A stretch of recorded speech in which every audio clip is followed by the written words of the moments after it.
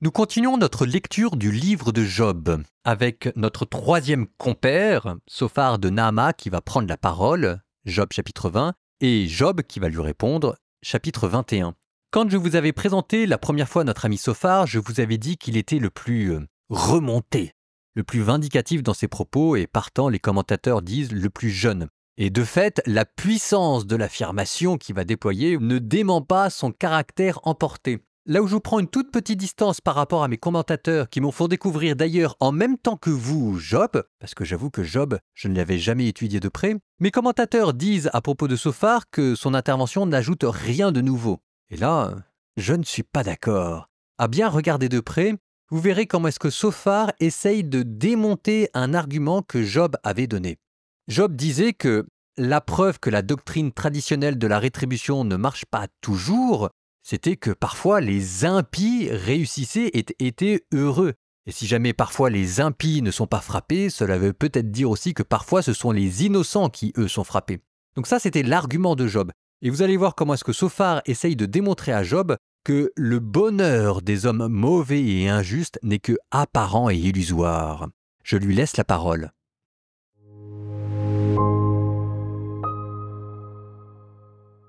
Sophar de Naama prit la parole et dit « Eh bien, mon trouble m'incite à répliquer à cause de l'émotion que je ressens. J'entends une leçon qui m'outrage. Ma raison me souffle la réponse. Ne le sais-tu pas ? Depuis toujours, depuis que l'homme a été mis sur la terre, la jubilation des méchants tourne court et la joie de l'impie ne dure qu'un instant. Quand sa taille s'élèverait jusqu'au ciel et que sa tête toucherait les nuages, comme son ordure, il disparaît à jamais. Ceux qui le voyaient disent « Où est-il » Comme un songe, il s'envole et on ne le trouve plus. Il est chassé comme une vision nocturne. L'œil qui le regardait le perd de vue et la place où il était ne l'aperçoit plus.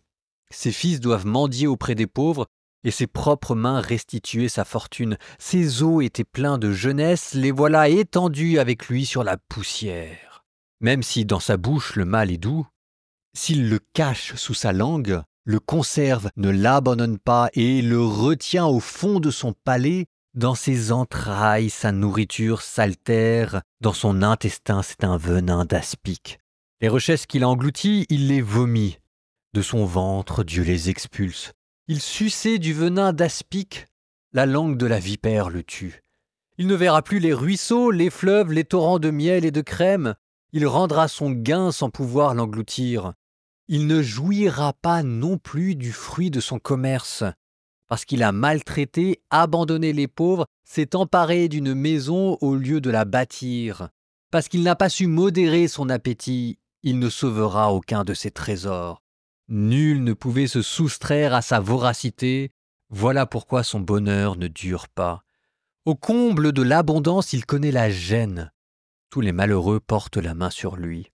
Quand il est sur le point de se remplir le ventre, Dieu lui envoie l'ardeur de sa colère et la fait pleuvoir sur lui en guise de nourriture. S'il fuit devant l'arme de fer, l'arc de bronze le transperce. Qu'on en retire la flèche, qu'elle sort de son dos, que la pointe étincelante sort de son foie, sur lui passent les terreurs. Toutes les ténèbres menacent ses trésors, un feu le dévore que nul homme n'attise. Il ravage ce qui reste dans sa tente. Les cieux révèlent son crime et la terre se dresse contre lui. Les biens de sa maison sont dispersés, grandes eaux au jour de la colère. Telle est la part que Dieu réserve à l'homme méchant, l'héritage que Dieu lui promet. Job prit la parole et dit « Écoutez, écoutez mes paroles et que s'arrêtent là vos consolations. Supportez que je parle à mon tour et quand j'aurai parlé, tu pourras te moquer. Est-ce d'un homme que je me plains ? Pourquoi dès lors ne perdrais-je point patience ? Tournez-vous vers moi, soyez stupéfaits, mettez la main sur la bouche. Quand j'y repense, je suis effrayé et ma chair est saisie d'un frisson. Pourquoi les méchants demeurent-ils en vie ? Et même en vieillissant, accroissent-ils leur fortune ? Ils voient leur postérité s'affermir auprès d'eux et leurs rejetons sous leurs yeux. Leur maison en paix ignore la peur, la férule de Dieu les épargne, Leurs taureaux fécondent à coup sûr, leurs vaches m'ébat sans avorter, ils laissent courir leurs gamins comme des brebis et danser leurs enfants, ils saisissent le tambourin et la cithare, ils se réjouissent au son de la flûte, ils achèvent leur jour dans le bonheur et descendent en paix au séjour des morts. Pourtant ils disent à Dieu, « Écarte-toi de nous, nous ne désirons pas connaître tes chemins. Qu'est-ce que le puissant pour que nous le servions? Quel profit avons-nous à le supplier ?» En fait, leur bonheur n'est pas dans leurs mains. Je rejette ces pensées des méchants. Voit-on souvent la lampe des méchants s'éteindre, le malheur fondre sur eux et Dieu, dans sa colère, leur donner en partage des souffrances? Sont-ils comme paille au vent, comme la balle qu'enlève le tourbillon? Dieu réserverait-il pour leur fils le châtiment?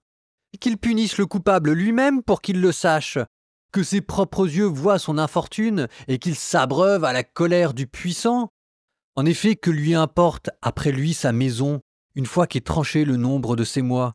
Est-ce à Dieu qu'on enseigne la science alors qu'il juge les êtres célestes? Tel meurt en pleine force, tout tranquille et paisible, les flancs chargés de graisse, la moelle de ses os encore fraîche, et tel autre meurt, l'amertume dans l'âme sans avoir goûté au bonheur.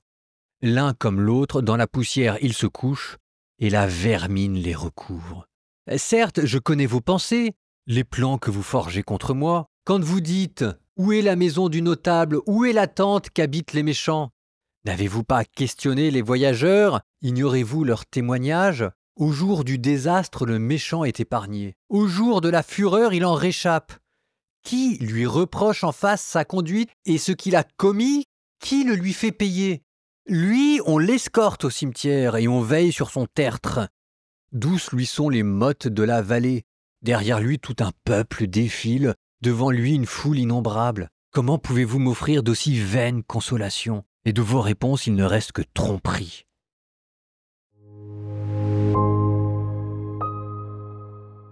Alors voilà, je vous avais parlé de Sophar en introduction qui essayait de prouver à Job que, malgré ce qu'il dit, malgré le contre-argument que Job donnait du succès des impies, eh bien, ce succès des impies était tout relatif. Ne le sais-tu pas, depuis toujours, depuis que l'homme a été mis sur la terre, la jubilation des méchants tourne court et la joie de l'impie ne dure qu'un instant. Autrement dit, le bonheur des hommes mauvais n'est pas un vrai bonheur, il n'est pas durable. Et ça, je trouve qu'il y a quand même quelque chose de vrai dans Sophar. Alors, c'est vrai aussi que des méchants qui réussissent pendant toute leur vie et qui demeurent impunis de la naissance au tombeau, c'est ce que dira le livre des Proverbes. Bien mal acquis ne profite jamais. Et ce que dira à sa manière encore Jésus avec la parabole des deux maisons, la maison fondée sur le roc de la vertu et de la foi et qui tient bon malgré les tempêtes, et la maison fondée sur le sable de l'inconstance, du vice et de la méchanceté et qui s'écroule dès que souffle le vent et que dévalent les torrents. Et c'est vrai qu'il y a de ça dans la vie. Alors, Sophar ne dit pas exactement comment ça se passe, cette espèce de retournement de situation, n'empêche qu'il décrit aussi une existence minée par l'angoisse et la culpabilité, qui va d'ailleurs se poursuivre comme une malédiction de génération en génération. Ses fils doivent mendier auprès des pauvres et ses pauvres mains restituer la fortune. Je le dis à ma manière, mais c'est vrai que souvent, quand on fait le mal et qu'on acquiert de la richesse par là, on sait d'où on vient et on n'est pas tranquille, on est comme rongé de l'intérieur par la culpabilité, ou en tout cas, c'est rare de voir des méchants vraiment bien dans leur pompe. Même si dans sa bouche le mal est doux, s'il le cache sous sa langue, le conserve, ne l'abandonne pas et le retient au fond de son palais, dans ses entrailles, sa nourriture s'altère, dans son intestin, c'est un venin d'aspic. Les richesses qu'il a englouties, il les vomit. Il y a quand même beaucoup de poésie en même temps qu'il y a beaucoup de violence dans toutes ces images. Et la raison vous est donnée après. Il suçait du venin d'aspic, la langue de la vipère le tue. Le mal qu'il a commis ne reste pas impuni dans le sens où le mal que l'on a commis finit toujours par nous revenir dessus. Faire le mal autour de soi, ça entretient dans notre entourage un ressentiment et une haine de nous. Et à un moment donné, les gens cherchent à se venger. Je ne vous parle même pas, pourtant qui était si bien décrit, de ce désordre intérieur, de ce mal que l'on conserve au fond de ses entrailles et qui nous ronge. Jésus parlera du ver de la conscience, dans les ténèbres extérieures, là où il y aura des pleurs et des grincements de dents. Parce qu'il a maltraité, abandonné les pauvres, s'est emparé d'une maison au lieu de la bâtir. Ça, c'est le thème de l'injustice sociale, qui est nouveau dans le discours. D'habitude, l'impie ne faisait de mal que envers Dieu. Là, on commence à considérer le mal qu'il fait autour de lui. Parce qu'il n'a pas su modérer son appétit, ça c'est le thème de l'intempérance, qui demande toujours davantage, et qui finalement pousse les gens à la faute parce qu'ils ne savent jamais s'arrêter. C'est le thème, si vous voulez, dans tous les grands films de mafia, vous pouvez penser à Scarface de Martin Scorsese. Il y a toujours un moment donné, le mafieux ferait mieux de s'arrêter et il ne voit pas le moment où ça va finir par lui retomber sur la figure parce qu'il en veut toujours plus. Nul ne pouvait se soustraire à sa voracité. Voilà pourquoi son bonheur ne dure pas. Et dans ce cas-là, il devient l'objet de la colère divine. Il subit l'arme de fer, l'arc de bronze le transperce quand on retire la flèche et qu'elle sort de son dos, que la pointe étincelante sort de son foie, sur lui passent les terreurs. C'est extraordinaire. Mais Job ne se laisse pas démonter. Je vous relis le verset 7 du chapitre 21. Pourquoi les méchants demeurent-ils en vie ? Donc en fait, ils vont très bien. Et même en vieillissant, accroissent-ils leur fortune ? Ce que vous dit Job, c'est qu'il y a peut-être des méchants pour qui le bonheur est de courte durée, mais on en connaît aussi, la vie semble leur sourire et de plus en plus. Ils voient leur postérité s'affermir auprès d'eux, et même leur bonheur est tellement durable qu'ils passent à la génération suivante. Et même, quand il vous dit leur taureau féconde à coup sûr, leur vache met bas sans avorter, même la nature semble prendre plaisir au bonheur des impies. Et quant à cette espèce de douleur intérieure du ver de la culpabilité, voici ce que dit Job. Leur maison en paix ignore la peur. Ils saisissent le tambourin et la cithare, ils se réjouissent au son de la flûte. Ils achèvent leur jour dans le bonheur et descendent en paix au séjour des morts. Ils descendent en paix dans le séjour des morts. Enfin vraiment, je ne sais pas quoi rajouter de plus. Ce livre de Job est extraordinaire. Je suis tellement content, grâce à cette lecture de la Bible en continu, de remettre mes yeux dedans. Oh là là, c'est vraiment un trésor de psychologie, sauf qu'évidemment c'est caché derrière l'or de la poésie. Je vous propose de terminer par la prière de Jacob que nous avions entendue tout à l'heure, et qui nous rappelle ces moments où dans notre vie, comme nous étions responsables, il fallait que nous obtenions de Dieu ses faveurs. Nous la redisons avec la force de Jacob en espérant lutter comme lui. Au nom du Père et du Fils et du Saint-Esprit, Dieu de mon Père Abraham, Dieu de notre Père Isaac, je suis trop petit pour tes faveurs et toute la fidélité que tu as prodiguée à ton serviteur. Car je n'avais que mon bâton quand j'ai traversé ce Jourdain, et maintenant je suis à la tête de grands biens. Délivre-moi donc de la main de mon frère, car j'ai peur de lui, j'ai peur qu'il ne vienne, me frappe et frappe la mère avec les fils. Toi tu m'as dit, je te comblerai de bienfaits. Seigneur, exauce-nous. Et vous que Dieu qui est tout-puissant vous bénisse, le Père, le Fils et le Saint-Esprit.